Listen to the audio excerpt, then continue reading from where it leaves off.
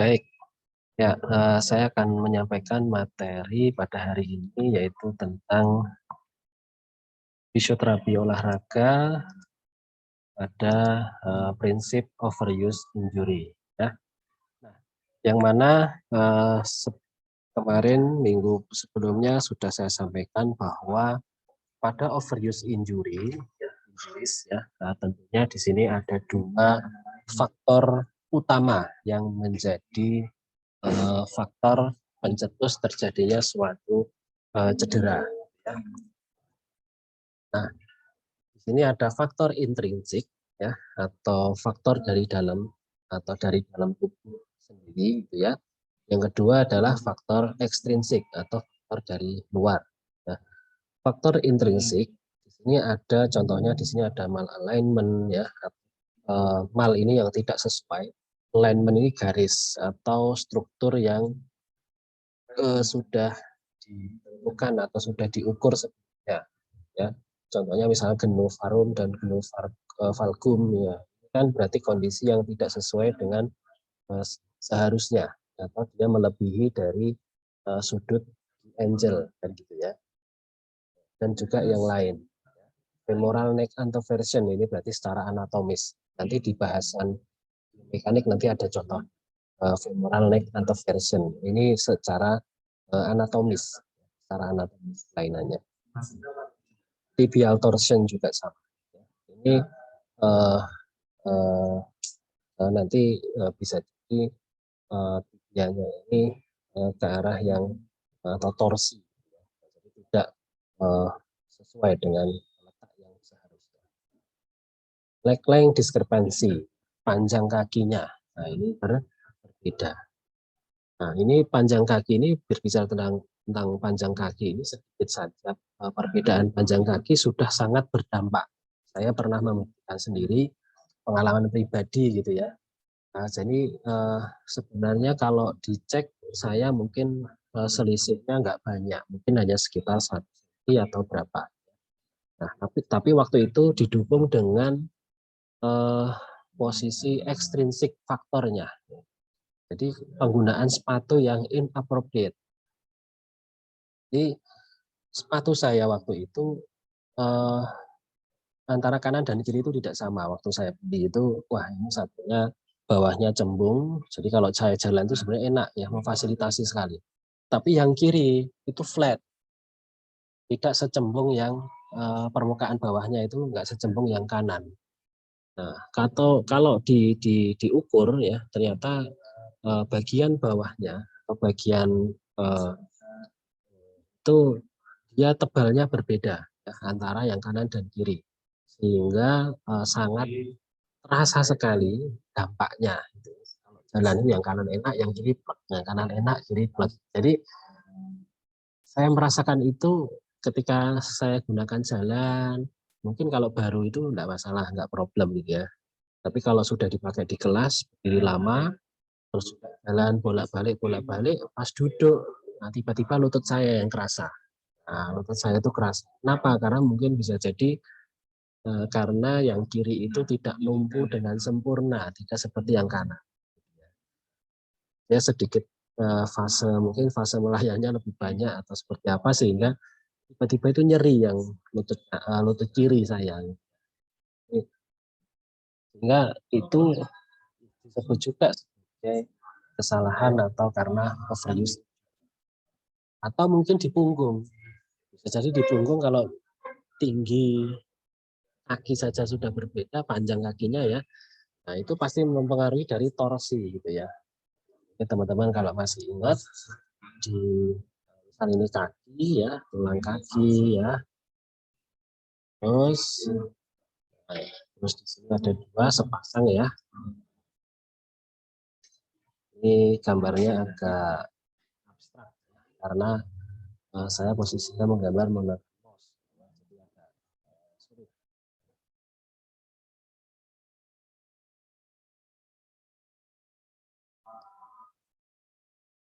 Ibaratnya seperti ini yang ketinggiannya sama, lalu di sini juga harus menjadi apa namanya corpus vertebrae ya. Nah, ini ada diskus, corpus posterior, ada diskus lagi, ada corpus. Nah, ketika beda panjang satu kaki, ya, ketika itu,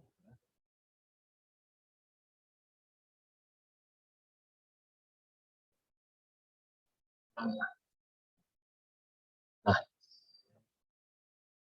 misalkan di sini, ya, ketika dicek, set, wah, ini kok masih di atas di sini, ini padahal sudah di sini ya. Ini selisih berapa senti ini ke sana? Ini berapa? Ini ketika sudah berbeda seperti ini, maka ketika berdiri, pelvis yang di sini dia akan cenderung lebih tinggi dibandingkan yang kiri, kan gitu ya.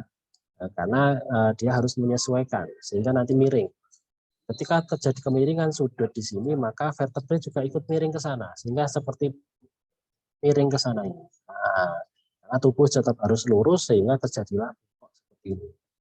Nah, ini dipakai untuk jogging, dipakai untuk hal-hal yang lain, maka dampaknya adalah ketidakseimbangan otot, lalu nanti bisa jadi nyeri di salah satu, entah di punggungnya, ya, entah juga di bagian otot, bagian paha, ya, yang lainnya juga. Ya. Nah, lalu ada muscle imbalance, ya, ketidakseimbangan otot bagian depan dan belakang, agonis dan antagonis, ya, atau mungkin ketidakseimbangan yang antara bagian luar dan dalam. Contohnya misalkan di bagian quadriceps, di sini ada yang bagian dalam, ya, terus medial oblik, ya, atau di bagian lateral. Nah, ini dia tidak seimbang atau di sini lebih kuat. Ya, lebih kuat ini akan menarik patella sedikit masuk. Ya, bahkan ini nanti juga bisa menyebabkan terjadinya sudut key angel. Tadi saya ceritakan. Ya. Nah, sehingga ini perlu pemeriksaan yang lebih mendalam kaitannya intrinsik faktor dan ekstrinsik faktor. Jadi kalau ada orang kok sering cedera dan itu berkepanjangan atau mungkin sering merasa nyeri di bagian tubuh tertentu, maka harus diperiksa anatomisnya dulu. Setelah anatomis sudah dicek semuanya, mulai dari alignment, ya, leg length diskrepansi, terus ada muscle imbalance, muscle weakness, lack of flexibility-nya, ya, terus juga jenis kelamin, size atau berat badan gitu ya, body composition dan juga other. Kalau body composition ini lebih banyak lemak atau tidak ya. Biasanya di bawah kulit kalau di skin fold ya, pemeriksaan lemak di bawah kulit biasanya dicek dulu kalau di olahraga ya. Ada genetik faktor, endokrin faktor sampai kondisi. Lalu di sini juga ada extrinsic faktor ya, seperti excessive volume ya, volume yang berlebih atau intensitas yang berlebih ini ya, atau mungkin perubahan yang peningkatan perubahan yang mendadak ya. Terus juga ini tiba-tiba sudden change in height ya. Ini juga sangat menyebabkan terjadinya suatu cedera. Tapi jangkanya tidak langsung pada saat itu, biasanya dampaknya hanya nyeri yang ringan, besok lagi, lalu menjadi sebuah cedera yang di akhirnya itu lebih besar dibandingkan cedera yang awal. Itulah penggunaan dulu, over penggunaan sehingga terjadilah suatu. Terus juga adanya surface, permukaan yang keras, hard atau soft atau campuran antara hard dan soft, bergelombang. Contohnya misalnya teman-teman lari nih, ya, lari jogging di maraton ya, di pegunungan ya, sama yang di trek jalan raya, sama yang di trek pinggir lapangan yang memang khusus untuk lari. Ini pasti akan berbeda. Yang hard mungkin dia akan mengeluhkan, oh ini keras sekali ya, menghentakkan kaki itu, kaki kena aspal itu keras. Ini bikin cepat nyeri di pergelangan kaki atau di bagian lutut. Di Camber juga sama. Campuran ini dia bergelombang. Tanahnya ada yang becek, ada yang berbatu. Sehingga napak kadang kaki ada yang ekso, ada yang endo, ada yang dorsi, ada yang plantar fleksi pas waktu napak itu ya. Nah, harus fokus ke jalan juga. Jadi resiko cedera ankle maupun yang lain juga sama. Soft juga sama. Soft itu kalau terlalu empuk ibaratnya itu ya. Lari mungkin larinya di matrasnya terlalu tebal, mungkin sepatunya yang terlalu soft ya, yang terlalu tebal untuk wedges-nya. Nah, ini akan sangat berpengaruh karena dia tidak terlalu bisa merasakan atau feel proprioception kita untuk merasakan permukaan itu terlalu jauh, terhalang sehingga rawan cedera. Penggunaan sepatu tadi sudah saya ceritakan ya, harus sesuai. Basket ya pakai sepatu basket ya, jangan sampai pakai sepatu bola. Terus workout ya, dia masih workout, masih bisa bekerja dengan baik, equipment ya yang sesuai, bola, raket dan sebagainya itu yang sesuai, lingkungan ya, kondisi panas, dingin ataupun yang lembab ini juga sangat mempengaruhi. Sehingga kalau kondisi jogging kok dipanas ya harus sedia minuman ya supaya seimbang kebutuhan cariannya. Kalau panas kok tidak bawa minum pas jogging ya nanti bisa jadi ya resiko. Atau mungkin pas dingin banget ya, padahal tubuh pas olahraga itu panas, ini tidak berkeringat sama sekali. Nah, apa yang terjadi? Atau mungkin pas lembab kita nafas yang lebih banyak dinginnya, atau psychological factor dan juga inadequate nutrition. Nah, ini yang kemarin saya sampaikan, nutrisi yang tidak adekuat ya, bahwa atlet itu pasti kebutuhannya itu protein tinggi ya teman-teman. Kalau mungkin nanti sempat berkunjung ke atau menjadi tim di olahraga ya, pasti kebutuhan makan atlet itu pasti protein tinggi.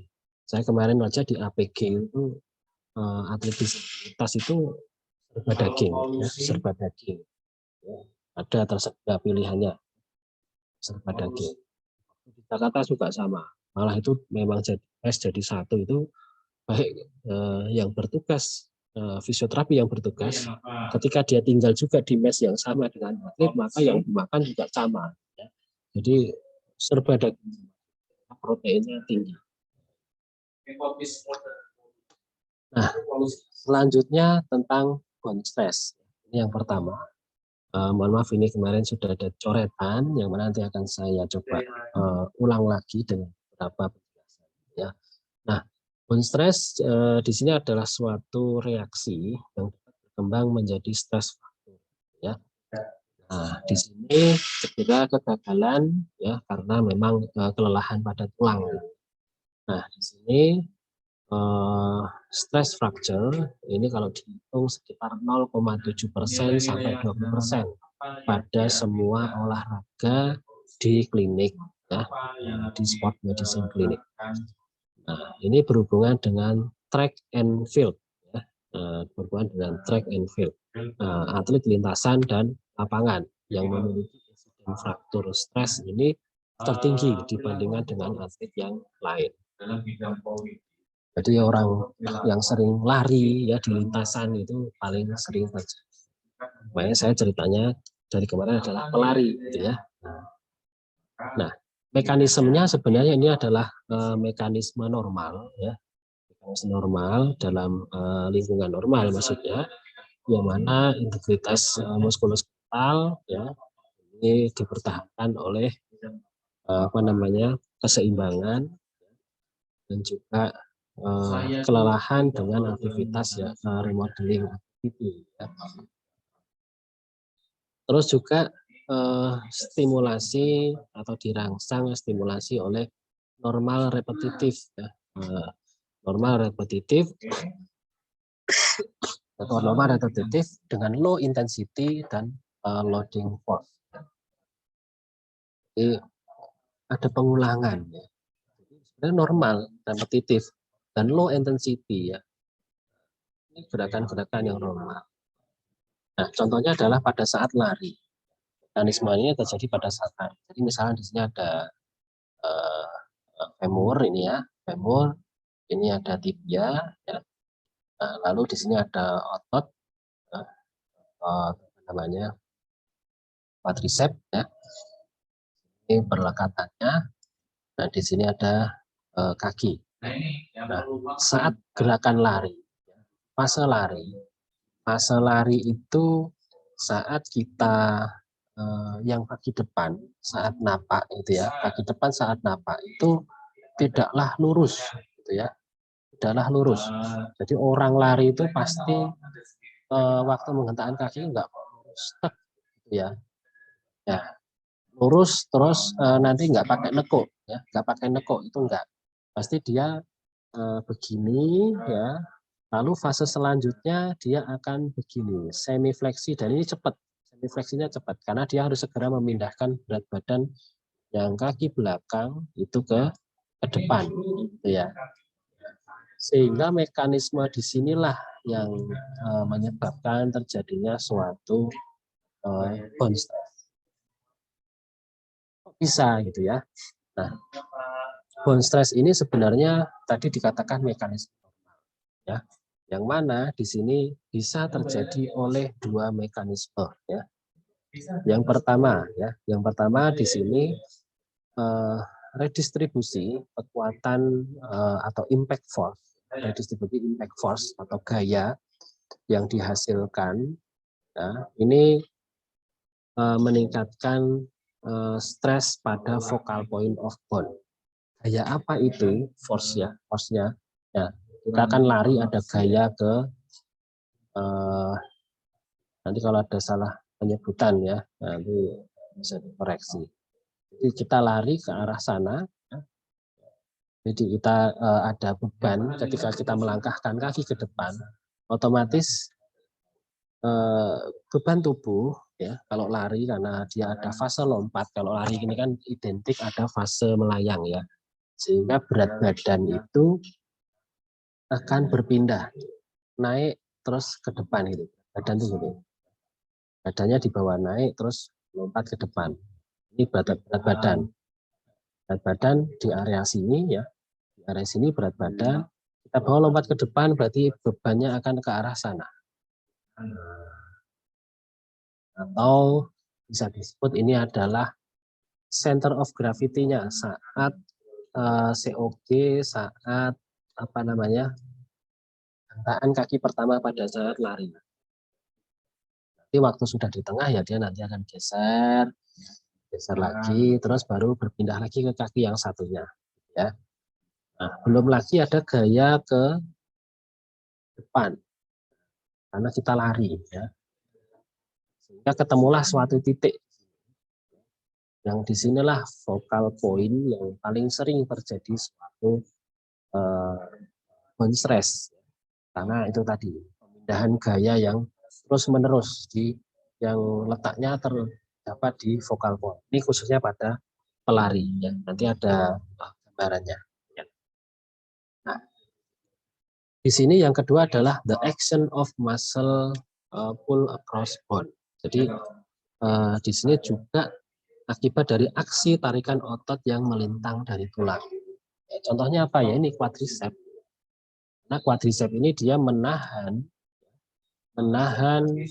tibia supaya tetap bisa untuk lumpuh.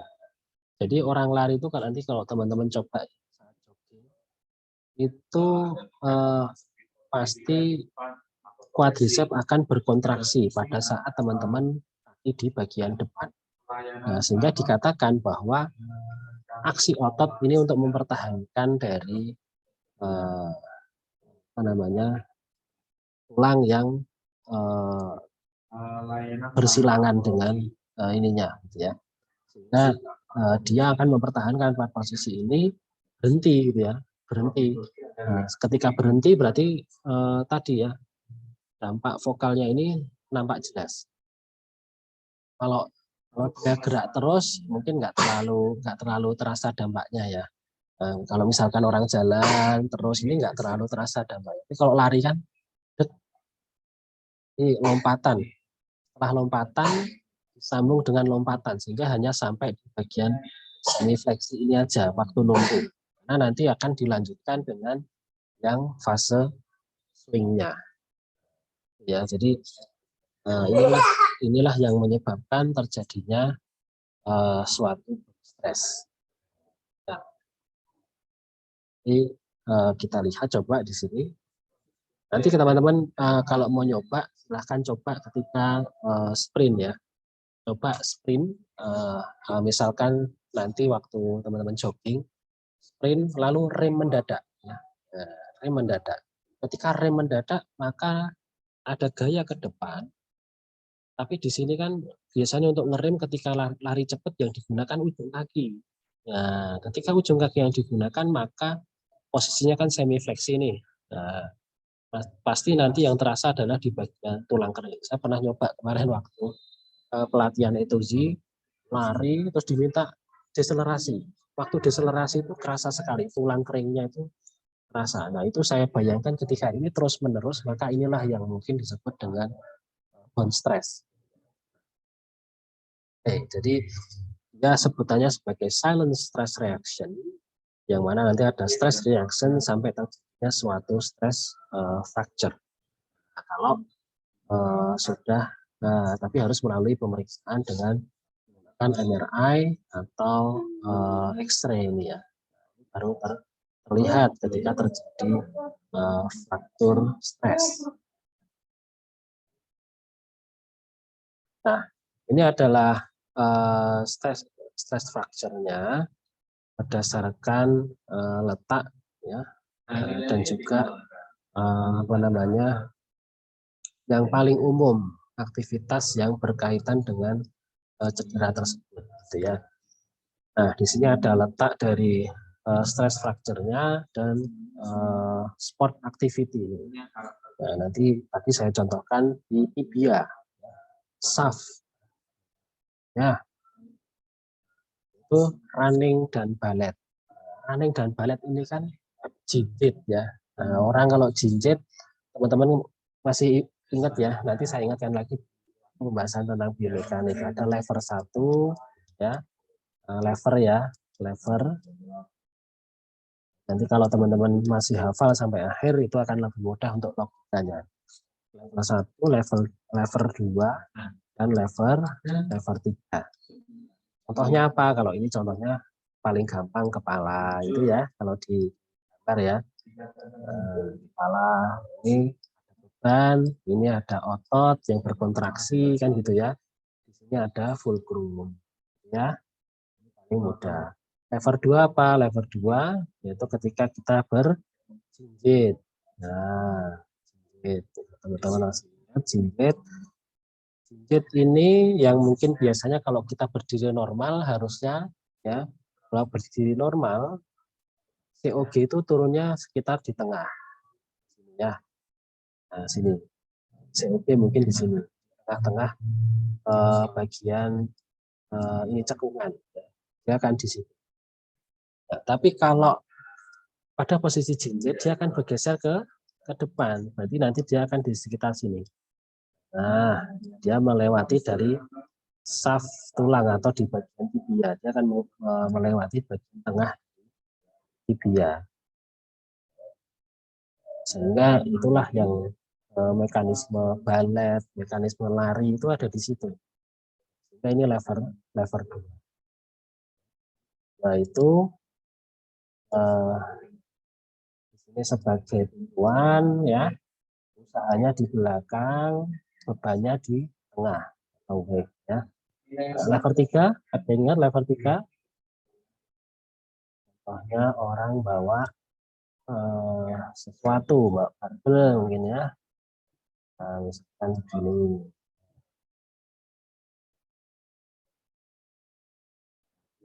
Tangan gitu ya. Nah, lever 3 adalah di sini otot.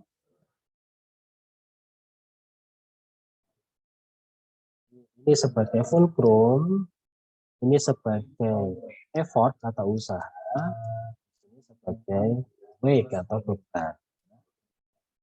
Ini adalah lever 3. Nah, ini akan terbawa terus sampai nanti akhir analisis teman-teman ya. Ini akan terbawa. Waktu lari, waktu cincit, waktu melompat, kira-kira mana yang menjadi beban gitu ya. Mana yang bekerja, mana yang sebagai beban, mana yang paling dirugikan dari mekanisme tersebut gitu ya. Ketika otot tidak terlalu kuat, dampaknya apa gitu ya. Nah, ini akan muncul nanti dengan analisis lever ya tentang biomekanik. Saya harapkan teman-teman masih hafal, nanti coba diingat. Nanti akan saya bahas lebih jauh ketika di biomekanik. Sebenarnya gerakannya tidak hanya 3 ini maksud saya. Ya. Banyak. Waktu teman-teman lagi senel, misalkan naik motor yang motor kinematik ya, misal ngerem atau ngegas, itu ada biomekaniknya. Ya.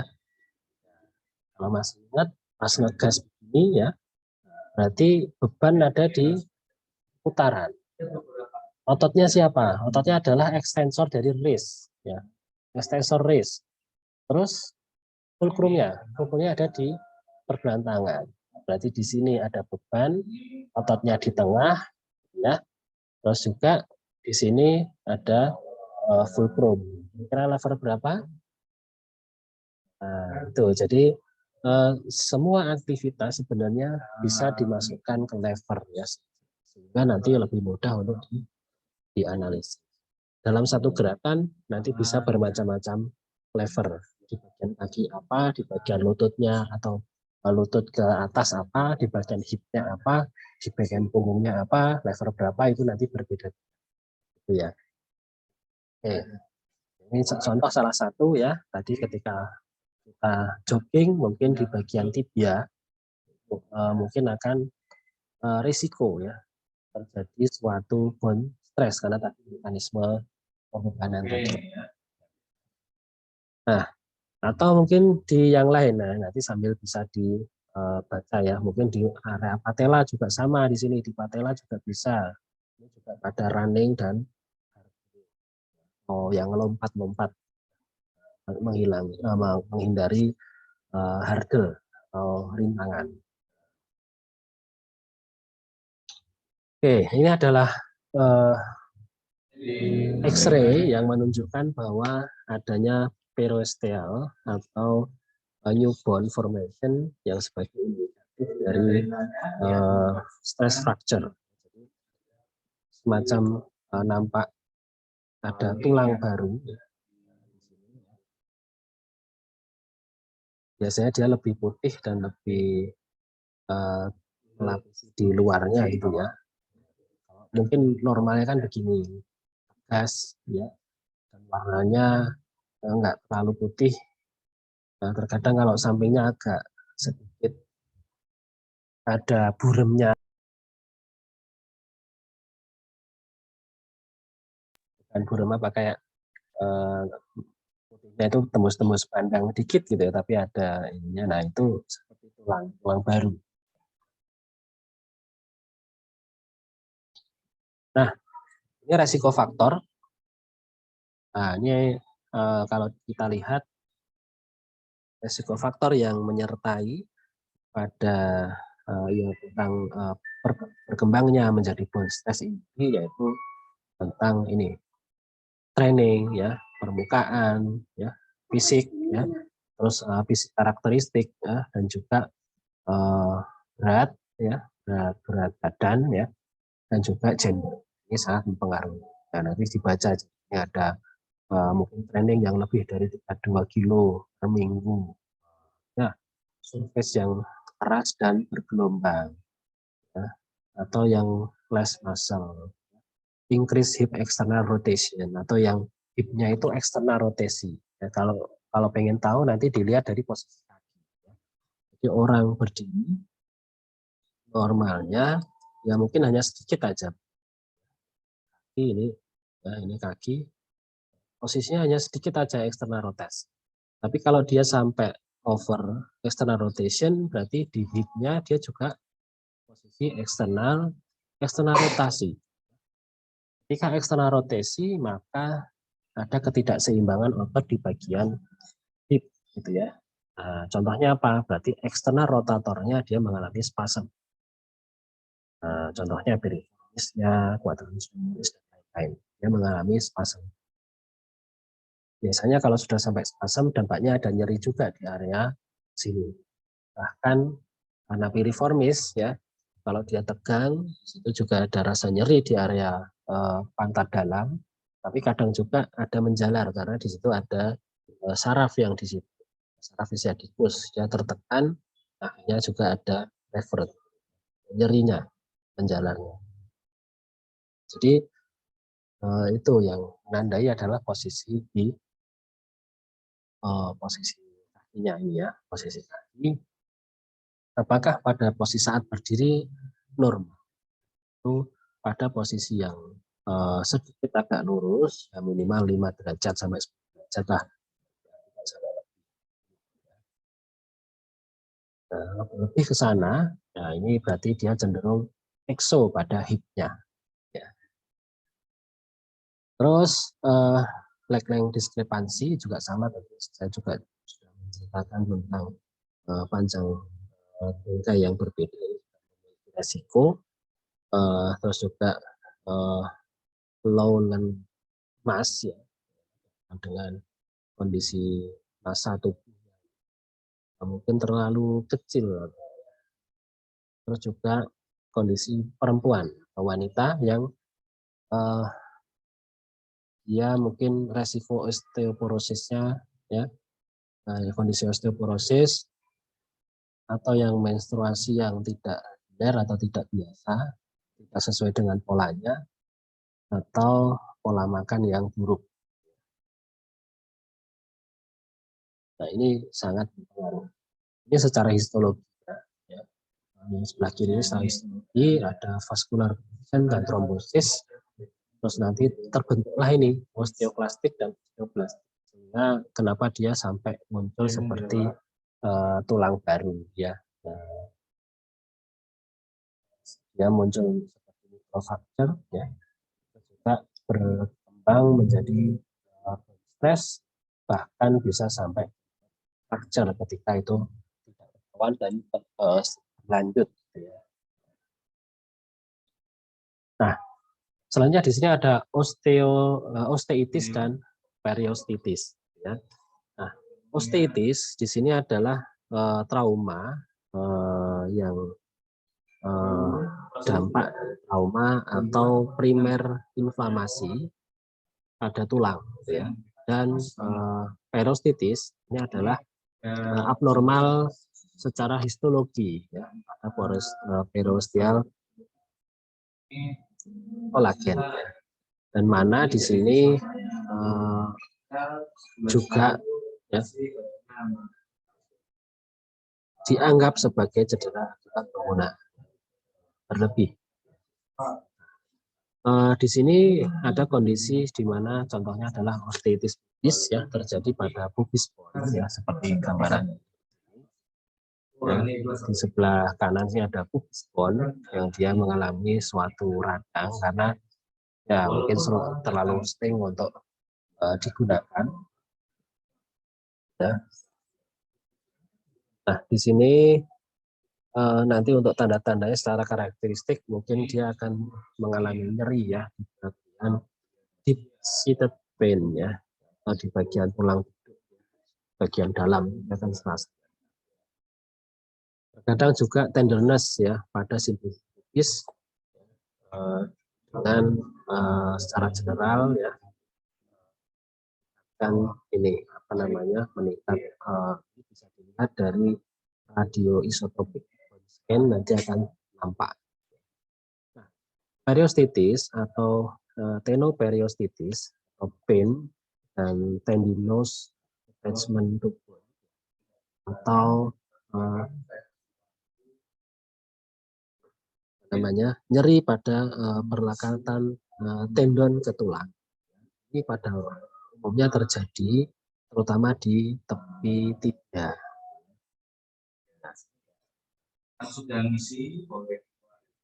Nah, di Ini adalah contohnya kondisi yang paling dikenal adalah shin splint. Nah, ini nanti juga menjadi salah satu kasus yang sering dibahas. Contohnya adalah ini. Ini adalah shin splint.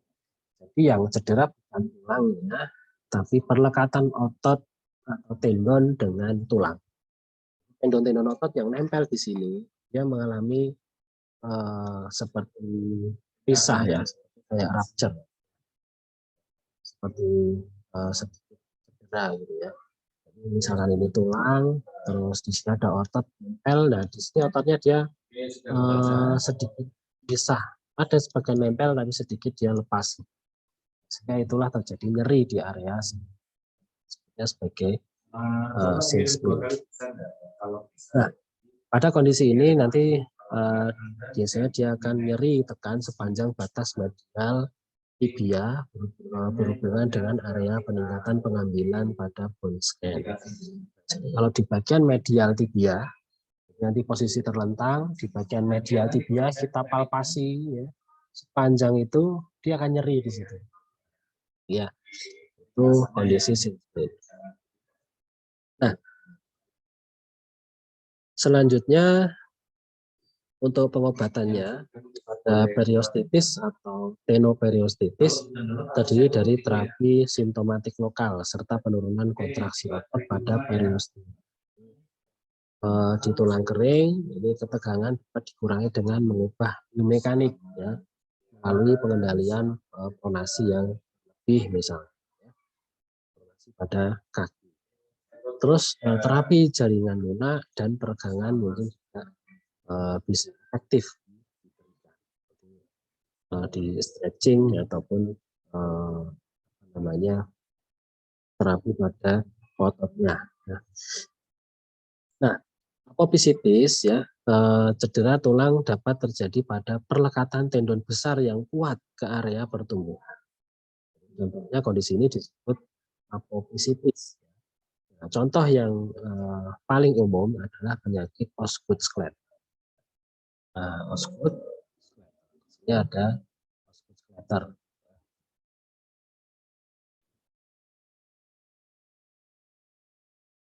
Nah, ini ya, ada Osgood-Schlatter. Nah, mungkin kemarin di kasus yang saya belum tampilkan ya, nanti coba setelah ini akan saya tampilkan kasus. Nah, nanti di kasus yang akan saya tampilkan Osgood-Schlatter itu belum ada, adanya nanti jumpers. Ya. Nah, ini kondisi yang berbeda. Osgood-Schlatter yang paling mudah untuk menandai dia terjadi di masa pertumbuhan. Saya katakan mungkin saja berkisar di antara usia 10 sampai 18 tahun.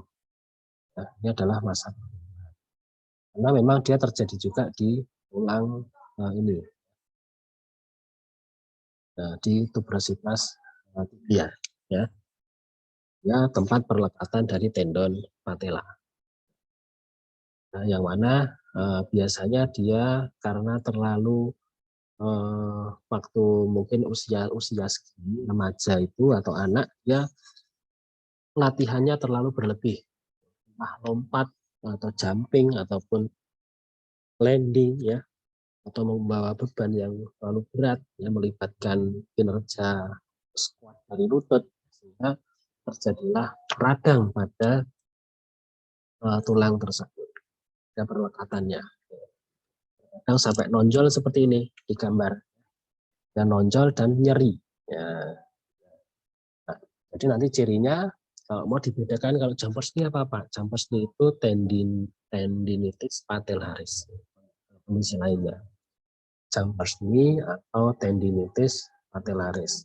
Tendinitis patellaris.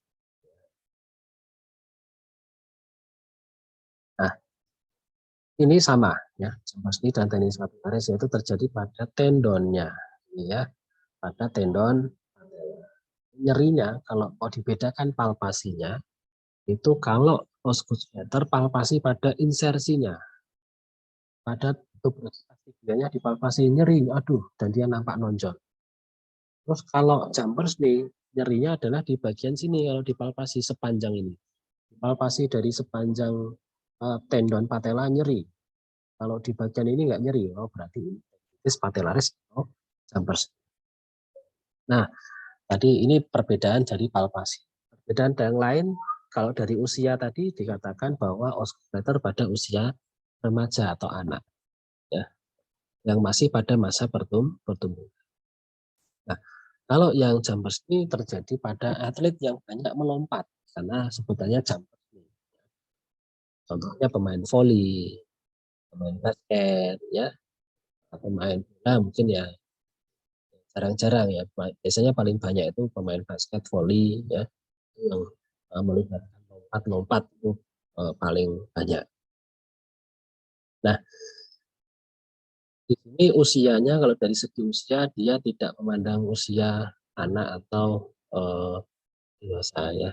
Kebanyakan di sini pada atlet yang remaja ke dewasa ya, karena murni di fungsi karena mekanik saat ya, mungkin saja karena kekuatan dari tendon yang tidak terlalu baik ya, atau tidak karena nanti ada exercise yang sekiranya ditujukan untuk meningkatkan supaya cross link pada tendon ini lebih kuat. Namanya ada nanti di buku itu ada ya, di buku yang saya share itu ada buku tentang physical rehabilitation. Itu kurang lebih tentang sport. Nanti kita dicari tentang damper ini.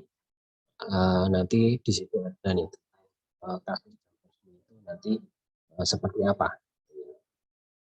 Nah, oke, lanjut. Nah, ini juga ternyata bisa terjadi pada tendon Achilles, pada calcaneus. Ini masih sepertinya jarang ya. Tapi paling sering ini biasanya di osteoarthritis ini pada apa namanya di bagian tuberositas. Selanjutnya ada articular cartilage. Ya. Articular cartilage ini adalah overuse ya, injury yang dapat akibat dari penggunaan yang berlebih mempengaruhi dari lapisan kartilager pada sendi. Di sini dicontohkan bahwa kondisinya adalah patellofemoral syndrome. Tapi di sini bisa dikatakan bahwa yang merah-merah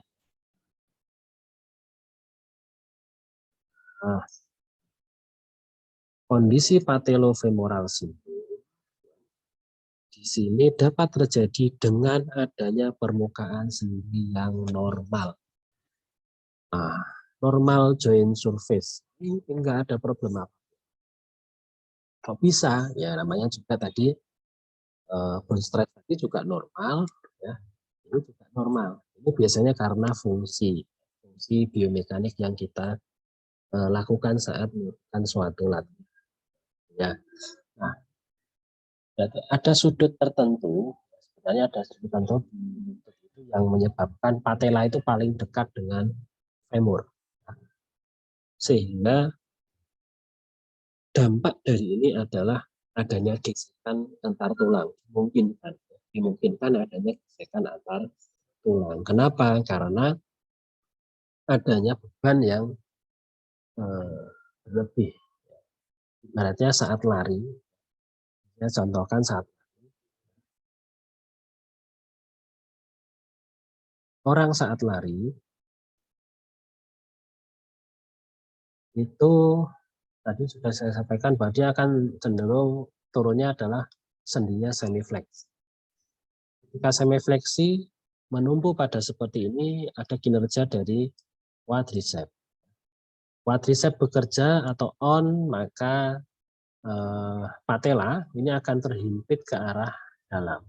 Sehingga inilah yang menyebabkan terjadinya suatu kondisi patellofemoral pain syndrome ketika itu terus-menerus dilakukan. Misalkan jogging, misalnya seminggu sampai 32 kilo tadi ya, lebih dari 2 kilometer ya, maka ya itu tadi bisa berdampak pada cedera. Nah, awalnya di situ akan terjadi suatu inflamasi, ya. Ada suatu inflamasi pada patella ataupun pada area femur, jadi bagian yang bersinggungan dengan patella. Dia akan gesek di situ, maka terjadi inflamasi dan nyeri. Nah, di sini ada contoh pemeriksaan. Contohnya pemeriksaannya adalah di sini ada bed, ini ada bed.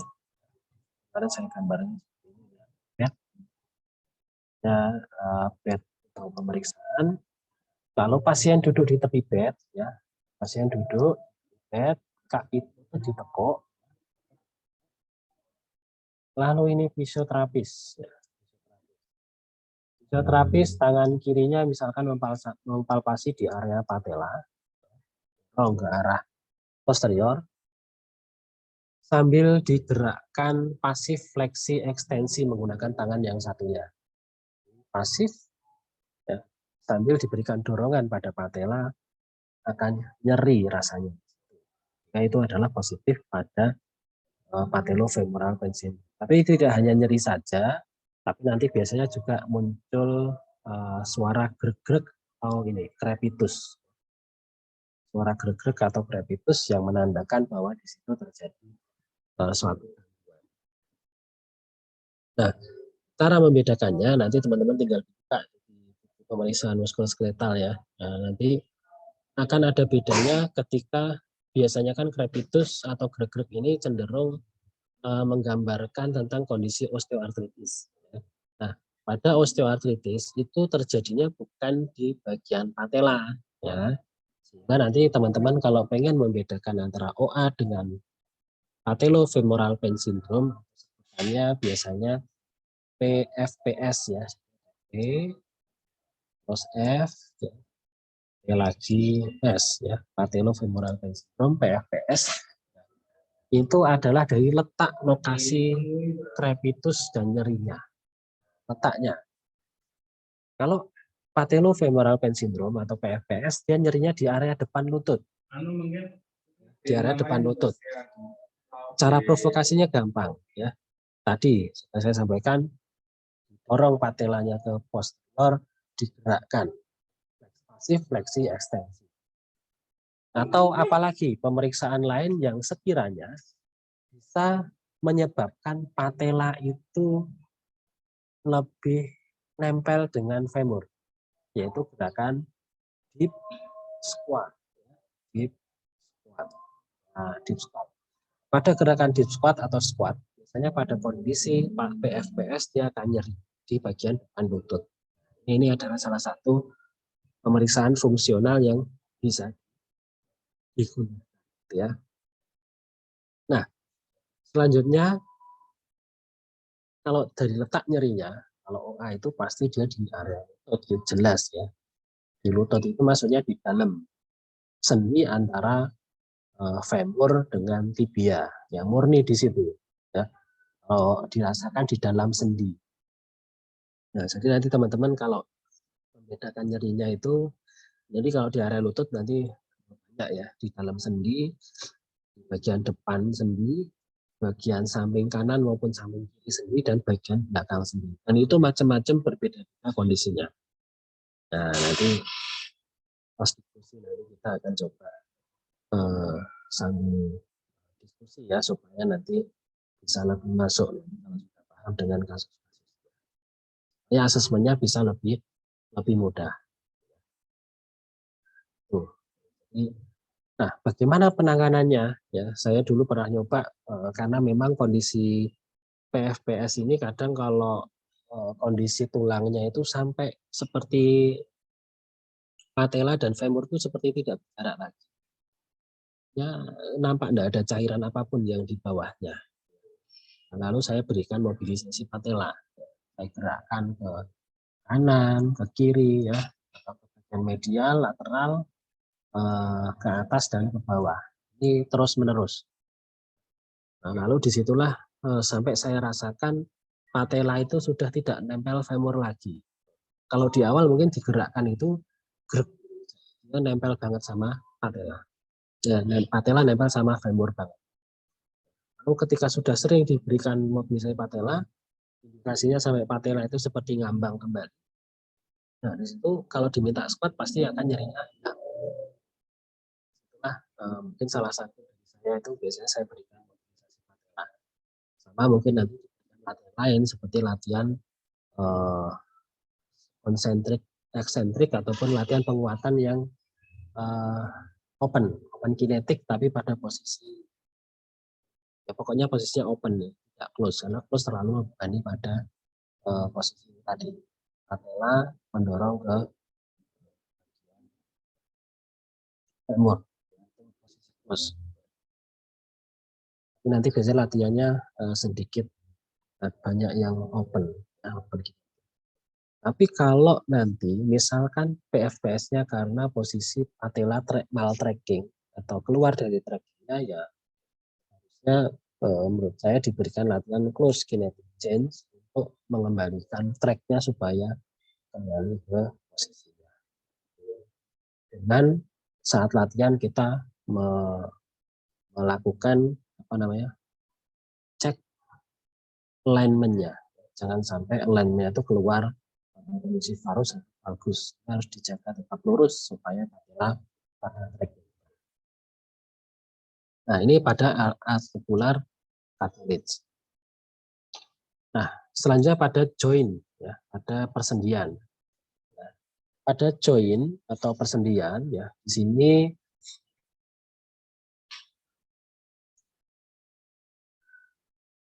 ada perubahan inflamasi pada sendi ini berhubungan dengan penggunaan berlebih atau diklasifikasikan sebagai sinovitis atau kapsulitis. Ya, gitu. Jadi, diklasifikasikan karena penggunaan yang lebih atau overuse yaitu hanya sinovitis atau kapsulitis. Nah, contohnya di sini adalah problem pada sinus-tarsi syndrome atau subtalar joint dan sinovitis of joint. Nah, pada sinovitis contohnya pada hip joint. Kalau ini pada sinus tarsi, bagian sini dia akan mengalami suatu inflamasi. Dan nanti kalau untuk inflamasinya adalah tulangnya, maka harus di removal. Kalau tidak ada inflamasi berupa penambahan tulang atau mungkin masih hanya inflamasi saja, mungkin hanya faktor biomekanik. Nah, di sini sudah disampaikan bahwa ini impingement syndrome terjadi ya ketika normal pada yang ada juga yang bone abnormality atau congenital atau dapatan. Ya. Yang mana kalau congenital berarti bawaan sejak lahir, yaitu pada posisi ininya, yang pada posisi hip. Di femur itu kadang dia lahir pada posisi neck-nya itu hanya ya mungkin sudutnya segini lah, 90 derajat atau mungkin 70 derajat ya, sudutnya. Tapi normalnya ini, misalnya ini normal. Ya. Nah, di sini kalau di hip itu pada kondisi yang seperti itu tadi, itu bisa dilakukan suatu tindakan berupa ini operatif biasanya, operatif untuk modifikasi mekaniknya. Nah, pada yang struktur abnormality or modification biomekanik. Tapi juga terkadang removal, removal pada strukturnya. Removal pada struktur contohnya adalah pada FAI. Kalau yang seperti ini, tadi modifikasi, apa Pak modifikasinya? Biasanya ini hip-nya, ini kan sendi hip tadi yang tidak sesuai, misalkan rawan dislokasi karena posisinya tidak terlalu cekung. Misalnya acetabulumnya begini. Harusnya dia kan seperti ini ya, supaya nyantol. Ya. Sehingga ini dirubah supaya seperti yang sebelahnya ya. Sehingga apa? Ini yang dioperasi. dipotong, sedikit diputar ke sana supaya mendapatkan sudut pada asetabulum, lalu operasi diselesaikan, lalu di sini diberikan pen, ya, fiksasi. Kita sudah merubah biomekanik pada asetabulum. Itu dilakukan oleh dokter ya. Tapi dampaknya, nah nanti kan ada post operasi, berarti ada nyeri, ada problem otot dan sebagainya, fungsional juga. Nah itu nanti menjadi problematik. Soalnya yang kedua yang di hip ini ada FAI atau femoroacetabular impingement, garis merah. Ya. Di sini karena penggunaan berlebih, ya, ada 3 tipe, ya. Yang pertama pincer, yang kedua cam, yang ketiga kombinasi. Pincer itu pada area asetabulum dia muncul seperti jalu ini, kadang terus nambah kayak merah ini ya. Kalau di cam ini di bagian dekat dengan kaput dia akan muncul merah seperti ini, tumbuh. Normalnya kan ini ya. Normalnya kan yang paling kiri ini kalau di bagian apa namanya? Bagian kolumnya. Ini dia sudah ada gundukan nih merah. Ini menandakan di sini ada radang. Atau kombinasi dua-duanya. Di sini ya, ini asetabulumnya juga memerah, di bagian kolum yang mendekati dengan kaput dia juga memerah. Jadi radang dua kombinasi. Dan ini nyeri ya, ketika harus dilakukan suatu gerakan yang ekstrim ke arah fleksi, entah itu abduksi, yaitu pasti akan nyeri. Ekstrim maksudnya memang dia terjadi karena gerakan-gerakan yang full penuh ya, abduksi. Misalkan pada beberapa atlet kan ada yang kakinya itu bisa lurus ke atas gitu ya, macam penari balet itu ke atas lurus, dan itu berulang-ulang, maka dia akan resiko terjadi suatu kondisi FI atau femoroacetabular impingement. Tipe ini ya, pincer, cam, dan kombinasi. Operasi yang dilakukan oleh dokter biasanya removal, dibersihkan pada jalunya, dibersihkan, bagian ini dipangkas ya, pakai mesin. Dia mau menggunakan artroskopi ya, menggunakan 2 tangkai, satunya mungkin gergaji atau apa ya, atau mungkin bur, atau satunya adalah kamera. Dimasukkan ya, dilakukan sebuah pembersihan tulang ya, supaya kembali pada struktur yang seharusnya.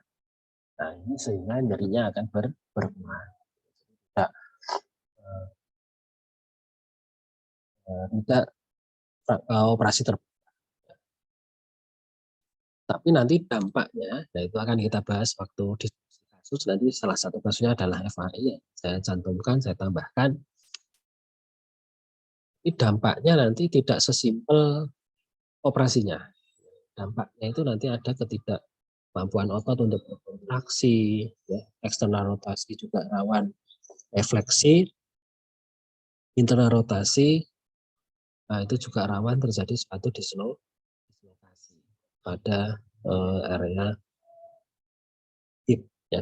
Fleksi 90 derajat di awal dia juga tidak boleh. Ini mirip-mirip sama kondisi fraktur pada hip ya. Misalkan dia kondisi fraktur terus dilakukan kondisi OA pada hip terus dilakukan suatu ganti sendi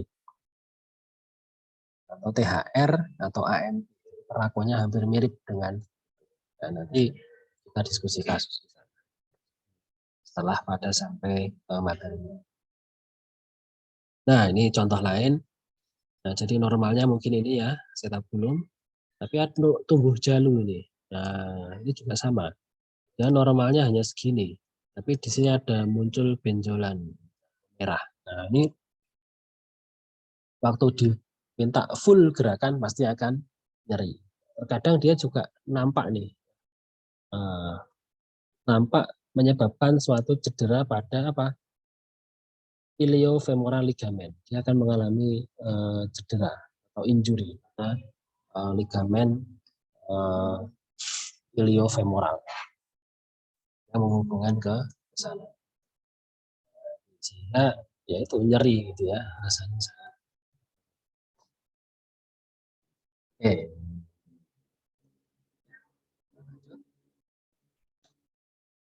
Selanjutnya di ligamen. Ligamen di sini terjadi ketika adanya suatu kondisi yang overuse. Ini sebenarnya jarang terjadi dan mungkin lebih terkait dengan atlet yang belum matang atau masih imatur ya. Overuse pada ulnar collateral ligament misalkan ya, ini terjadi pada elbow, ya, terjadinya pada pemain basketball atau pada pitcher ya, pelempar yang masih usia muda. Nah, bayangkan aja ketika melempar gitu ya, kita melihat secara biomekanik gambaran tangannya ini, badannya condong segini ya, badan, tangannya mana? Ini tangannya kan sampai seperti nampak eksternal rotasi penuh. Sehingga ketika pada gerakan yang penuh seperti ini, maka otot perannya akan minimal. Ya, jadi pada gerakan fleksibilitas otot yang penuh, maka gerakan otot akan minimal.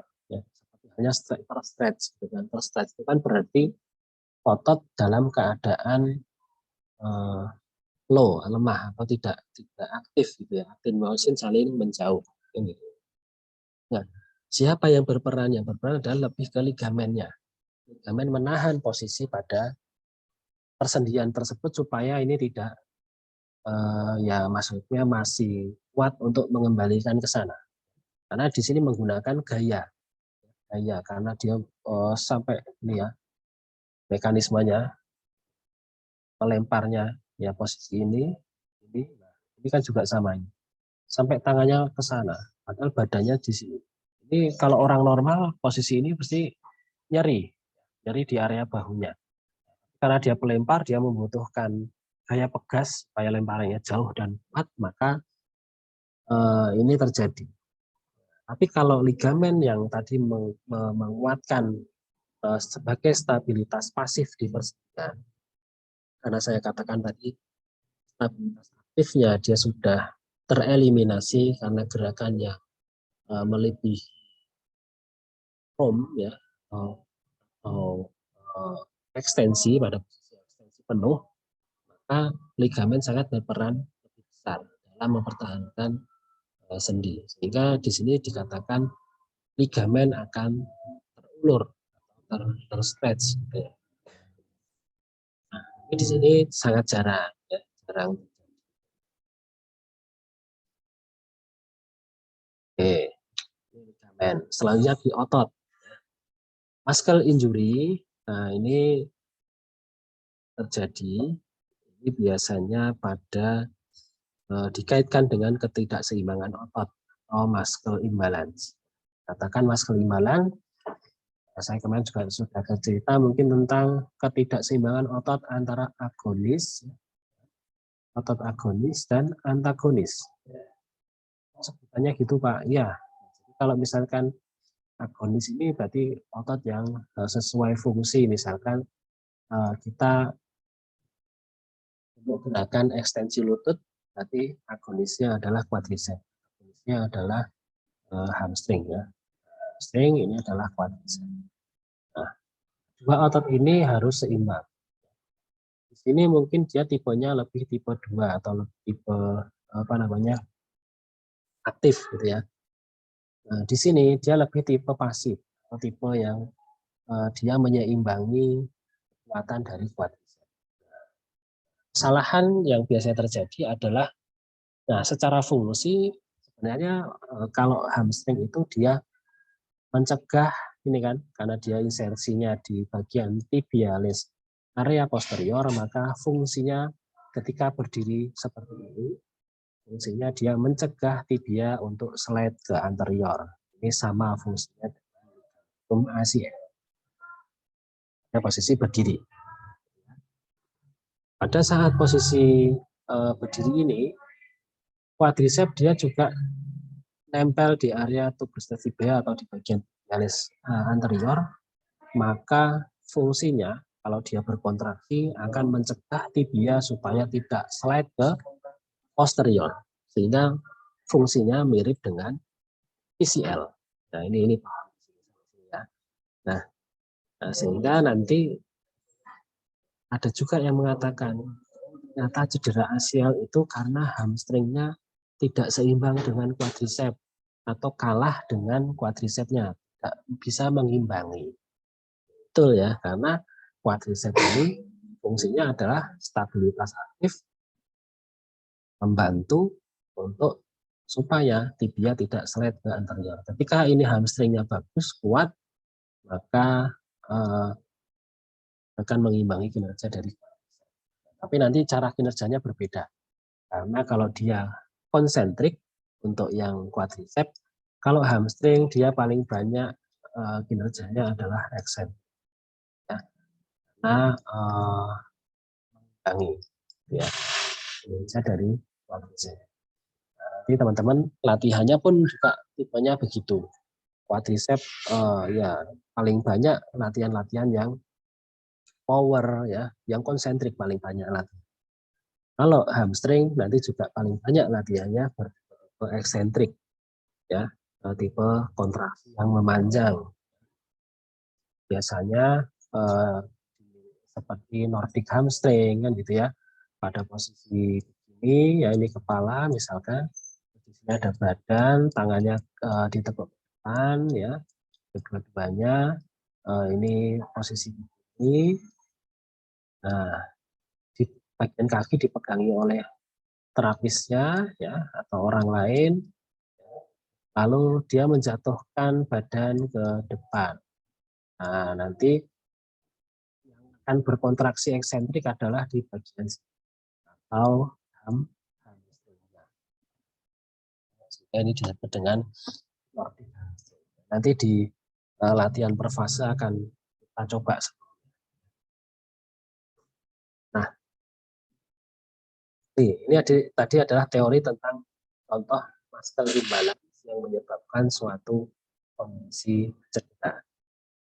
Cedera ini bisa jadi cedera pada yang lain ataupun pada otot saja. Ya. Bisa jadi karena ini kuat, ya sini tidak kuat mengimbangi, maka di sini terjadi cedera hamstringnya, itu bisa. Atau tadi sampai ekstrim, karena nggak kuat mengimbangi, ACL-nya yang kena. Ya. Biasanya hamstring ini juga karena dia tipenya tipe 1, dia paling mudah untuk terjadi pemendekan. Kalau di beberapa penelitian anak-anak D4 yang populer itu biasanya menggunakan active knee extension.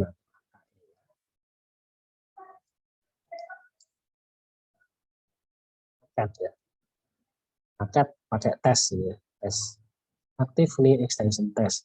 Jadi ada stool ya, misal pakai stool atau penghalang, yang jelas hip pada posisi 90 derajat ya, 60 derajat, lalu diekstensikan aktif ya. Mungkin sudah ada yang pernah jadi subjek. Di sini nanti akan diukur sudut. Ketika tidak bisa lurus penuh, berarti ada pemendekan dari hamstring. Kita harus latih itu hamstring supaya fleksibel. Kenapa kok harus penuh, Pak? Bagus, karena nanti untuk gerakan-gerakan yang memfasilitasi seperti sprint, terus akselerasi, deselerasi, hamstring harus penuh untuk gerak sendinya. Batas sedikit saja nanti akan merasakan hal yang berbeda, terutama atlet. Nah, selanjutnya di sini kita kembali ke pembahasan teori. Nah, di sini sudah dikatakan bahwa bisa jadi ada perbedaan strength antara antagonis dan agonis. Jadi antagonis dan agonis tadi berbeda kekuatan ototnya, ya, yang mana dampaknya adalah bisa jadi pada overall muscle function-nya. Mana itu ya pada gerakannya keseluruhan dia akan mengalami suatu gangguan. Nah, muscle weakness, inflexibility, dan poor muscle endurance atau endurance-nya yang kurang baik. Nah, ini juga dapat menyebabkan performanya itu yang abnormal ya, abnormal movement gitu ya, menyebabkan performa yang abnormal.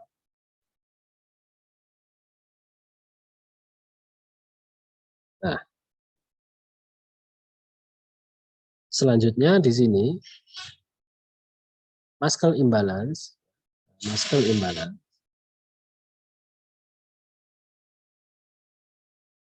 atau ketidakseimbangan otot ditambah dengan kelelahan,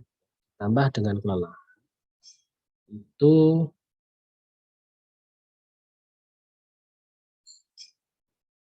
muscle imbalance ditambah dengan kelelahan itu dapat menyebabkan cedera.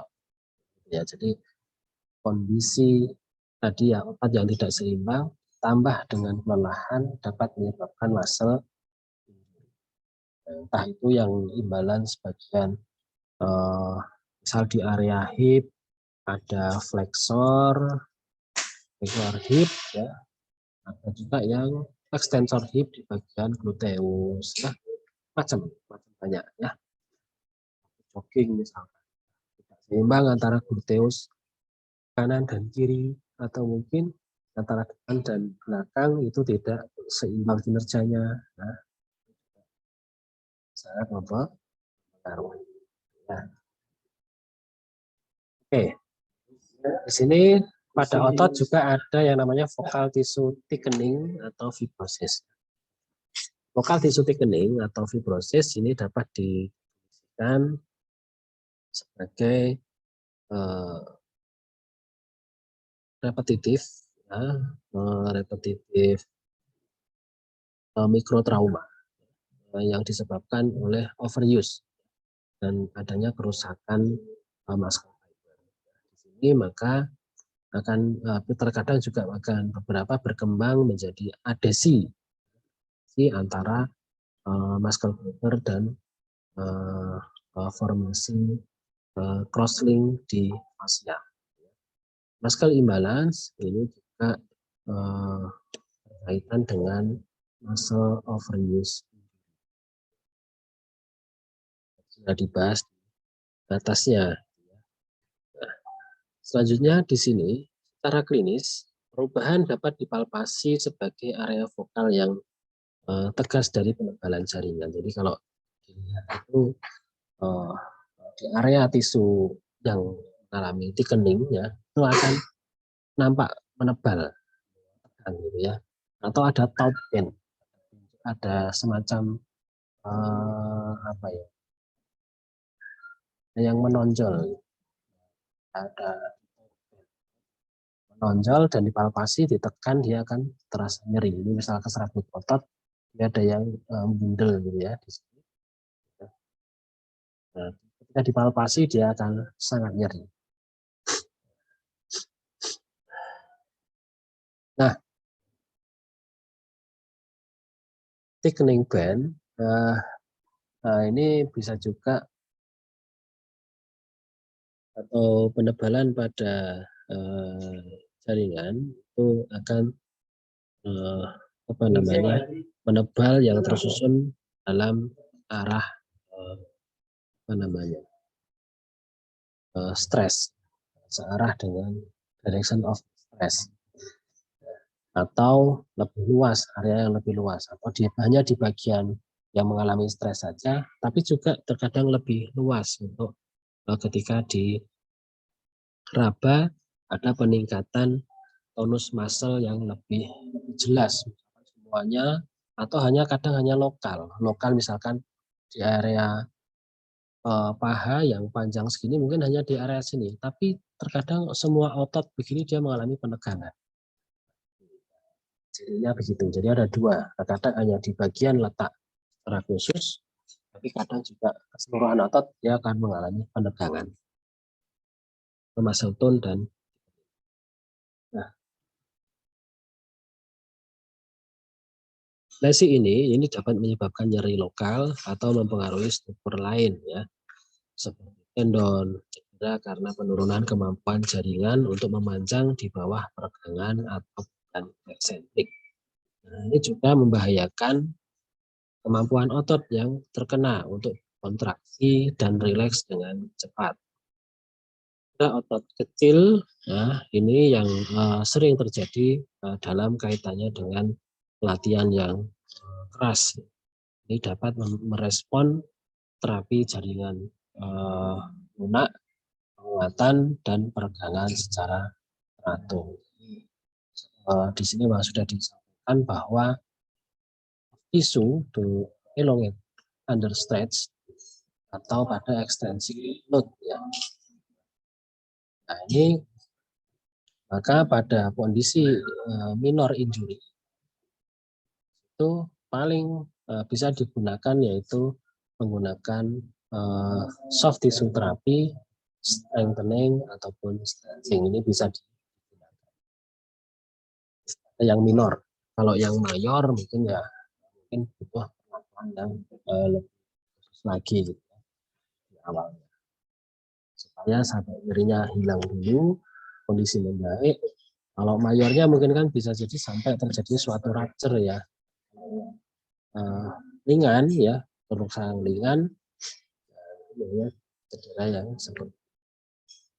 Nah, di sini ada gambarannya ya. Di sebelah kanan di bagian alur ini ya, ada cross muscle or facial tightness ya, microscopic muscle damage. Terus di interfibrillar bagian otot dalam interfibrilnya ada adesi dan dengan formasi crosslink in fascia. Juga meningkatkan ini muscle tension dan tightness. Sehingga nanti jika berlanjut terjadi abuse, ada injury yang berkaitan dengan struktur, juga tendon atau tulang, dan mana nanti akan ada nyeri ya, dan juga penurunan fungsi. Jadi nyeri itu pasti nanti akan berkaitan dengan penurunan dari fungsi termasuk fungsi otot gitu ya. Tuh. Lanjut, selanjutnya ada chronic compartment. Chronic compartment di sini sindrom kompartemen kronis. Ya, di sini mengacu pada elevasi patologis ya. Patologis ini bisa juga dikatakan intermittent dan reversible. Dari tekanan kompartemen setelah aktivitas. Ini kondisi ini mirip-mirip dengan yang sebelumnya ya, karena di sini berkaitan dengan fascia. Nah, di sini kondisi ini biasanya mempengaruhi kaki bagian bawah, tetapi juga dapat terjadi di lengan bawah dalam olahraga tenis, panjat tebing, dan angkat besi. Otot-otot kaki bawah dibagi menjadi beberapa kompartemen. Nah, oleh tadi akan dibagi beberapa kompartemen oleh selubung fascia. Nah, kompartemen oleh beberapa selubung fascia, yang mana nanti di sini merupakan penebalan jaringan kolagen yang relatif tidak elastis. Jadi, gangguan pada jaringan kolagen. Fascianya itu dia tidak bisa ini apa namanya, tidak elastis gitu. Sehingga di sini nanti akan mencegah karena dia tight fascia, maka prevent expansion, tidak bisa mengembang. Nah, sehingga ototnya itu ketika harusnya agak membesar sedikit dia tidak bisa, nah terhalang oleh fascia. Makanya terkadang ada myofascial release gitu ya, penanganan untuk fascia yang mengalami penurunan. Atau ibaratnya fascia itu seperti baju. Baju kalau kekecilan dipakai buka tangan pasti akan terhambat oleh bajunya. Nah itulah fascia ya. Pada kondisi yang ekstrim ya, nah ini juga terkadang juga dia mengganggu di bagian neurological structure. kadang gitu ya. Nah, muscle hypertrophy ini juga apa namanya, kan mungkin dia di muscle hypertrophy juga dapat memicu sindrom kompartemen yang sifatnya kronis. Nah, maka di situ biasanya nanti di sini treatment untuk chronic compartment syndrome ini dia akan biasanya untuk mengurangi tekanan ya, tekanan dulu ya. Mungkin dia soft tissue therapy dan korektif pada biochemical abnormalities ketika itu memungkinkan. Nah, di mana memungkinkan. Tapi ketika itu gagal, maka surgical treatment itu akan dilakukan gitu ya. Contohnya release of the fascia. Fasianya dirilis atau fasciectomy. Fasciectomy itu removal of the fascia. Jadi pelepasan fascia atau pengangkatan fascia. Ini adalah dua tindakan operatif ketika treatment pada jaringan lunak atau koreksi mungkin menggunakan biomekanik ya, itu gagal. Oke, nah ini gambarannya. Di sini ada overuse ya, ada local tissue swelling. Kan tadi katakan ada adesi ya. Exercise raise the intracompartment pressure dan mungkin juga akan menyebabkan local muscle swelling dan akumulasi of fluid in the interstitial space. Maka ada local tissue swelling, terus juga ada tight compartment, penurunan blood supply ya, terjadilah ini muter lagi ya. Nah, ini kondisi chronic compartment syndrome. Selanjutnya ada muscle soreness ya, muscle soreness. Muscle soreness ini adalah kondisi ketegangan otot. Nyeri otot yang menyertai pada ketegangan otot. Jenis nyeri otot tertentu yang dikenal sebagai nyeri otot ini apa namanya DOMS atau nyeri otot onset tertunda gitu ya. Ini DOMS. Nah, berkembang sekitar 24 hingga 48 jam. Jadi kalau teman-teman pernah mungkin jogging gitu ya. Jogging di Manahan misalkan, tiba-tiba di 24 jam terasa nyeri. Nyerinya itu akan terus meningkat sampai di 48 jam setelahnya. Nyeri meningkat terus. Ya. Kan ini terjadi setelah aktivitas fisik intensitas tinggi yang tidak biasa. Kalau teman-teman mungkin kemarin ada yang jadi penelitian disuruh naik turun tangga atau diminta untuk lompat tali ya selama 30 menit. Nah, ini juga masuk di high intensity training ya, sehingga itu rawan terjadi DOMS.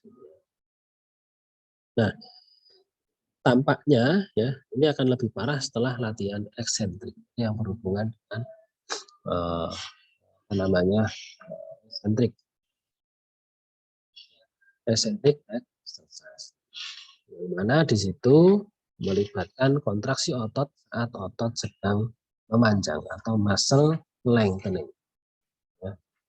Contohnya apa? Yaitu pada saat downhill running. Ya. Ya. Downhill menuruni gunung, running lari. Ya. Lari menuruni gunung. Contohnya ini. Misal ini gunung. Eksentrik berarti kontraksi memanjang. Ya. Kita turun gunung saja sudah terjadi mekanisme yang eksentrik, kan gitu ya. Ini quadricep, ya, quadricep. Ini tungkai bawah, ini tungkai atas. Kita turun, beban ada di bagian atas sini, tubuh kita. Kita harus turun ke bawah, seperti gambar yang ada di sini, ya, jalan menuruni gunung. Sehingga yang paling terjadi pembebanan adalah pada quadriceps secara biomekanik. Hanya pada sistem lever. Nah, makanya saya katakan teman-teman harus pahami tentang sistem lever. Menuruni gunung berarti lever berapa tuh? Nah, ya, lever berapa kira-kira? Ya. Nah, nanti misal pada posisi ini, di sini otot itu ditandai pada insersinya. Nah, kalau saya ditandai bukan pada posisi ototnya di mana, tapi pada insersinya. Nah, sehingga fulcrum nanti tetap di persendian. Ya. Effort dia ada di sini, di bagian itu persendian. Terus bagian apa namanya, fulcrumnya ada di sendi lutut, bebannya ada di area tubuh keseluruhan yang di atas dari lutut. Ini adalah sebagai beban. Level berapa ini ya nanti dicari, dipelajari. Nah ini, nah jalan saja sudah terjadi fase eksentrik, apalagi lari. Nah, sehingga DOMS ini memang terkadang ada yang namanya ini. Memang ini typically ya, soreness ini pada hari pertama setelah exercise dan dia puncaknya adalah pada 48 jam setelah exercise. Ini secara karakteristik. DOMS ini ya, akan menurunkan produk apa namanya, muscle force production, ya, nampak sedikit lemah. Juga dia meningkatkan tegangan pasif atau passive tension. Ya. Jadi kalau dipasifkan dia akan menegang ototnya dan meningkatkan dari in muscle soreness, dari otot ya, yang terkadang diikuti dengan local swelling. Ada bengkak lokal di area otot tersebut. Ini DOMS.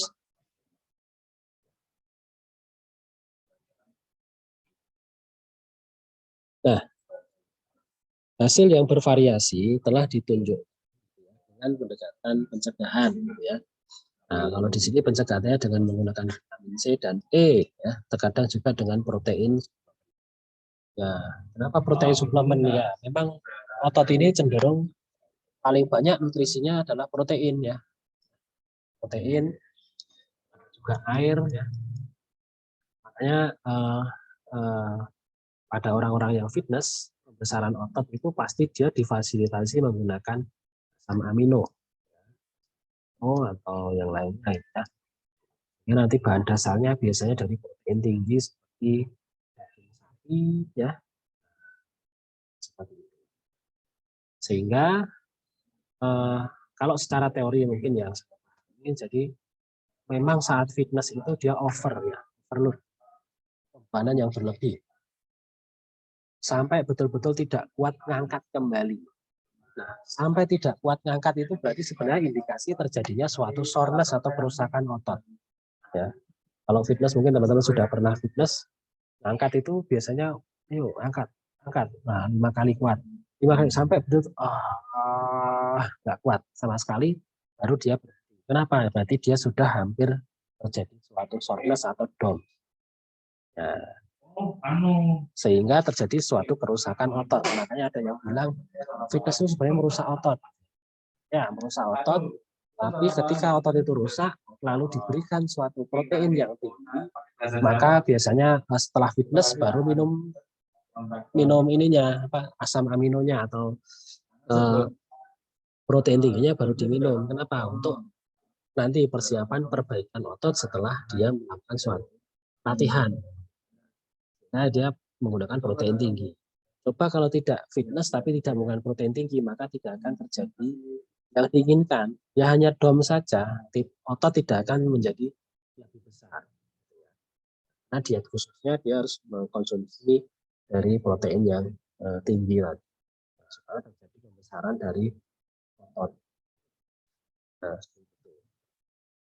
makanya termasuk kalau orang-orang atlet yang misalkan nanti saya katakan nutrisinya ya, diet nutrisi, misalkan pada posisi dia atrofi, pas pada masa saat dia harusnya hipertrofi otot, maka kondisi proteinnya harus bagus. Makan daging, makan telur ya seperti itu. Ya, makannya harus dengan protein yang tinggi supaya dia cepat nih kembali ke otot ini. Minum air putih juga yang banyak. Baik.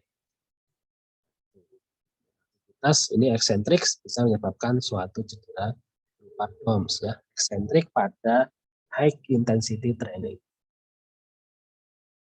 Nah, terus juga treatment DOMS ya, mungkin di sini masuk massage ya, active recovery ya, recovery, ada contrast bath ya, ada juga krioterapi, mungkin terapi dapat ya.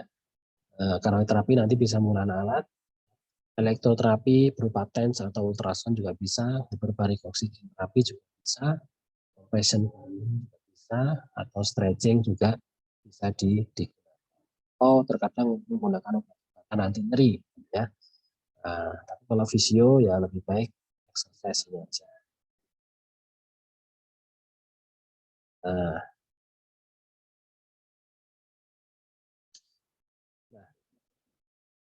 tapi di sini juga dikatakan bahwa penggunaan NSAID ini dapat meningkatkan istilahnya nyeri otot, tapi tidak harus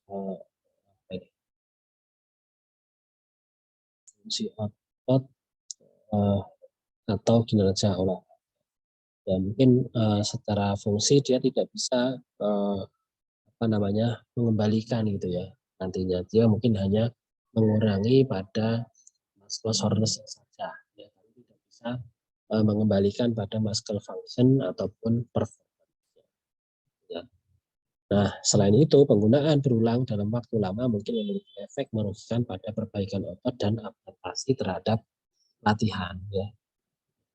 Ini latihan nanti butuh suatu adaptasi. Karena kalau anti nyeri dia sifatnya adalah anti-inflamatory ya, inflamatory sehingga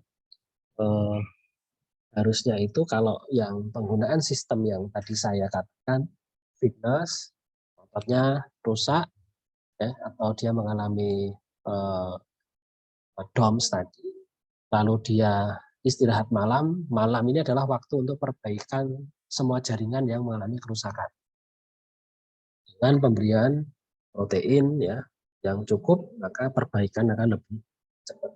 Besok dipakai latihan lagi atau 2 hari lagi itu sudah enak. Tapi kalau protein kurang maka perbaikannya juga akan. Nah, kenapa eksentrik? Karena eksentrik ini memanjang ya. Ya, memanjang itu berarti pada saat apa? Ini misalkan ada aktin ya, myosin itu pada kondisi yang betul-betul hanya nyantolnya sedikit saja. Sehingga ini resiko terjadi suatu titik lah, ibaratnya tarik tambang itu tangannya hanya begini. Ya ini resiko lepas atau resiko cedera itu lebih tinggi.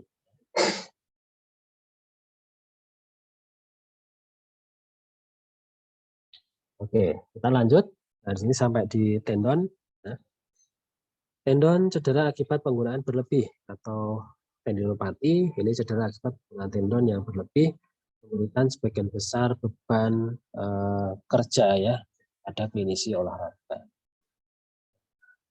Nah, di sini presentasi klinisnya mudah dalam banyak kasus pasien datang dengan nyeri tendon selama atau setelah beraktivitas. Nah, biasanya mungkin kecapean ya, terlalu banyak jalan atau mungkin berat badan berlebih juga bisa yang selain olahraga. Kayak kemarin ada rekan saya waktu di APG juga nyeri di tendonnya, di palpasi itu nyeri. Lalu saya minta untuk dia jinjit calf exercise ya, calf raises. Lalu pas turun dia sambil stretching pada calf muscle-nya. Nanti kita juga ada latihan. Nah, itu langsung enak ya, pelan-pelan. sesuai dengan toleransi nyeri. Nah, di sini ada clinical presentation of the patient with overuse tendon pain atau tendinosis. Nah, tendinosis di sini ada nyeri yang mungkin saat exercise atau more frekuensi, ya, atau mungkin dengan diikuti pada saat following morning weapon rising, ya. Nah, juga, terkadang nyeri itu akan hilang ketika dan nyerinya akan datang ketika digunakan. Ini di sini yang tendinosis. Kalau tendinopati ini bisa jadi kondisi yang ini pada apa namanya tendinosis. Kalau dari pemeriksaan biasanya lokal tenderness dipegang di lokal tenderness atau alami penegangan atau frank swelling, ya, swelling di area tersebut ada benarnya. Juga ada crepitus, mungkin juga bisa gitu ya, sebagai tanda dari tenosinovitis atau ya ini sebenarnya sinovitis ini berarti radang atau inflamasi, ya. Bukan suatu kalau ini it is not inflammatory fluid, ya, bukan pada cairannya, ya, tapi di situ lebih ke arah tenosinovitis, lebih ke arah lapisan pada mana ya, atau mungkin pada betul-betul pada tendonnya itu yang mengalami apa namanya peradangan, inflamatori yang bentuk cairan di luarnya tapi pada tendonnya itu. Ya contohnya kan ada yang misalkan jari macet, ya, itu juga masuk sebagai golongan dari tenosinovitis.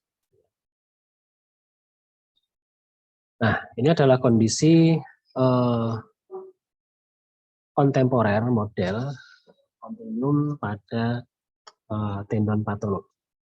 Stek, ya, stek pertama adalah reaktif tendinopati. Di sini ada reaktif tendinopati di bagian kanan.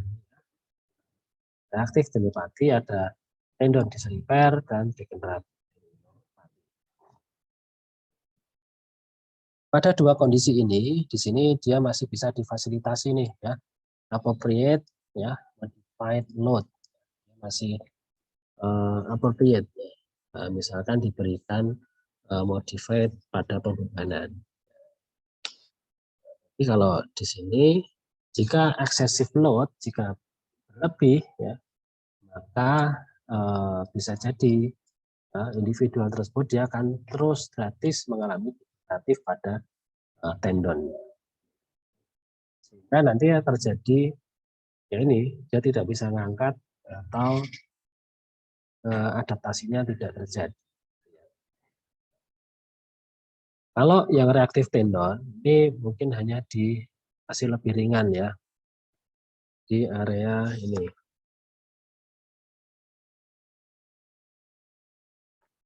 Proteoglikannya ini mengacu pada respon non-inflamasi sel, tendon, dan protein matriks terhadap kelebihan beban tarik atau beban akut.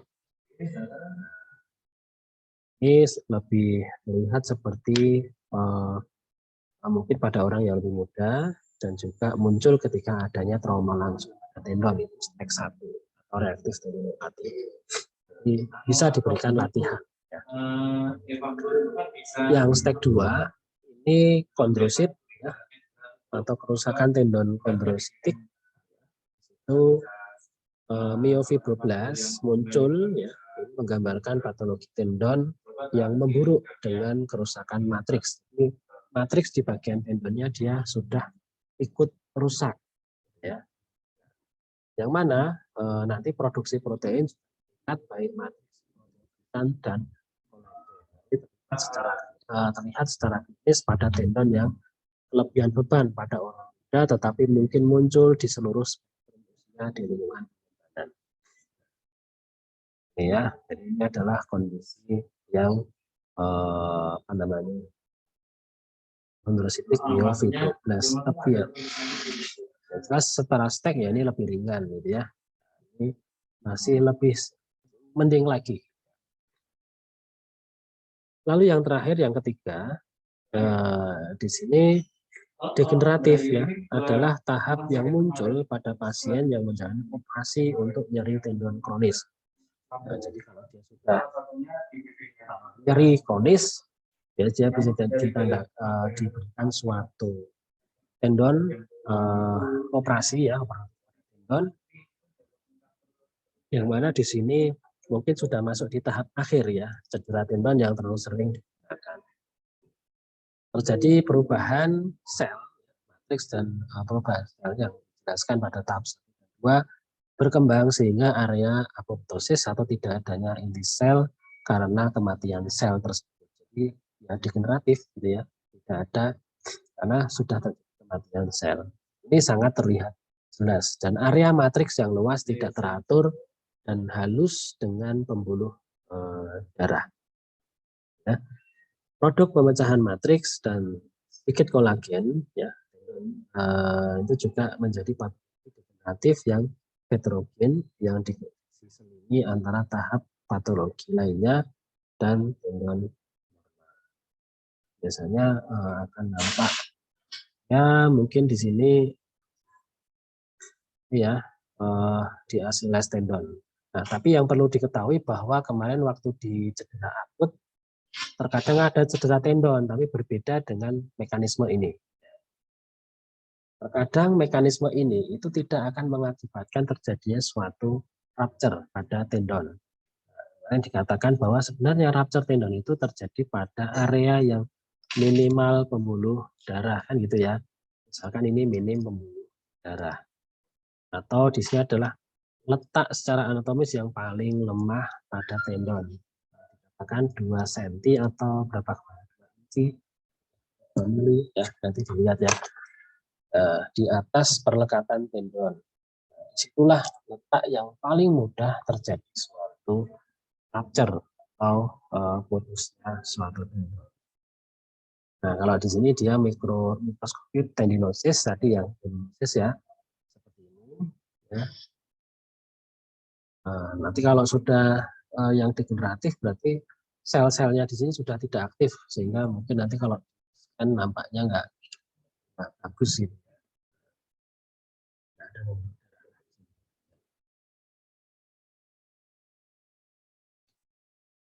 Nah, selanjutnya ada bursa. Jadi tendon bursa. Bursa di sini secara fungsi sebenarnya untuk melindungi apa namanya ya antara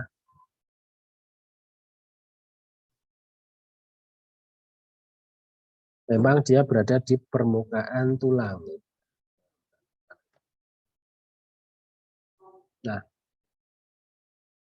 Nah,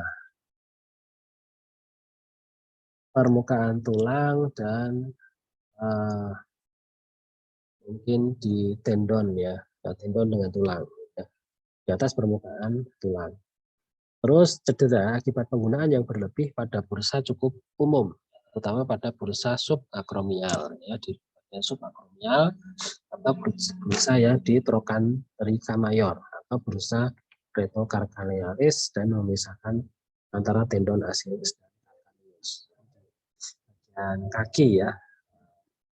Ini di sini ada calcaneus, terus ada di sini ada bursanya. Ini ada Achilles. Disinilah bursa yang mungkin juga sering mengalami cedera. Nah, yang lain di mana ya banyak di sini. Ini ada bursa pes anserinus ya. Bursa lis bilo pes.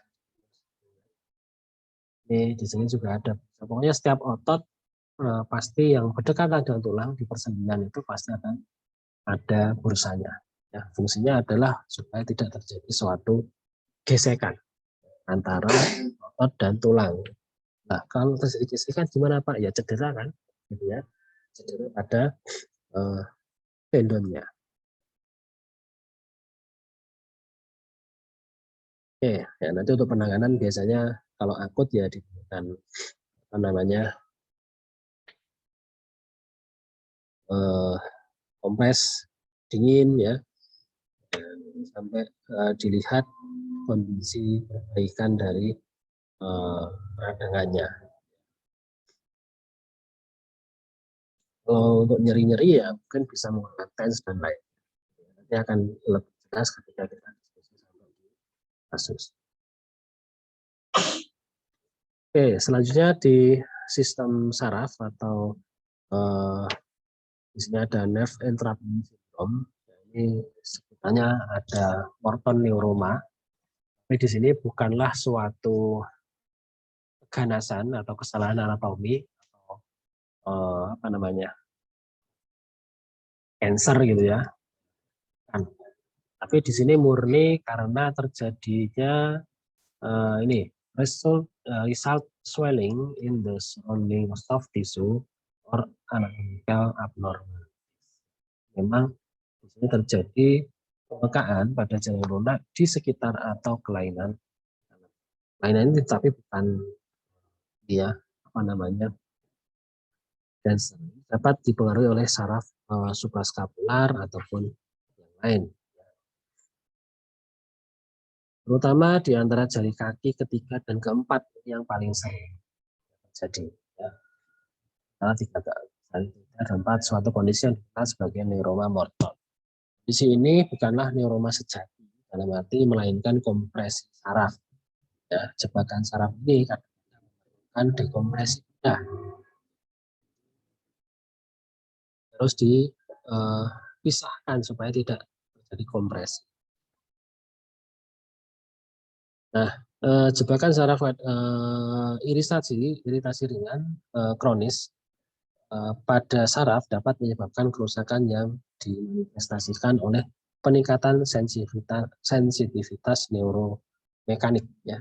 Ini juga mungkin menjadi penyebab utama gejala pasien atau mungkin berkontribusi pada gejala nyeri pada area di situ. Terutama di area jari ketiga dan keempat. Ya.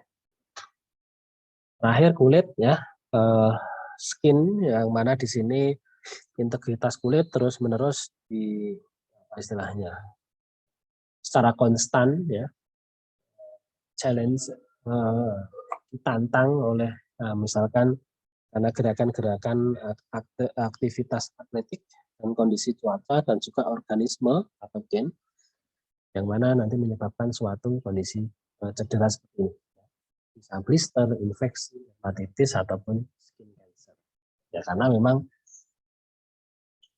kondisi penggunaan sepatu ya, tapi di situ tidak terlalu tebal atau terlalu keras di bagian sepatu belakangnya atau terlalu sempit. Nah, ini kondisi sepatu yang tidak appropriate. Ini juga bisa menyebabkan terjadi hal yang Oke, mungkin itu yang disampaikan pada pertemuan hari ini. Nanti punya ini yang saya gunakan. Nanti untuk diskusi juga teman-teman bisa buka bukunya. Ya, nanti ada beberapa kasus di sana. Nanti boleh juga menggunakan buku lain ya, lain juga boleh. Nah, nanti yang akan saya kalau ada buku lain nanti kalau belum masuk di buku yang sudah saya cantumkan nanti akan saya rekomendasikan. Oke, terima kasih.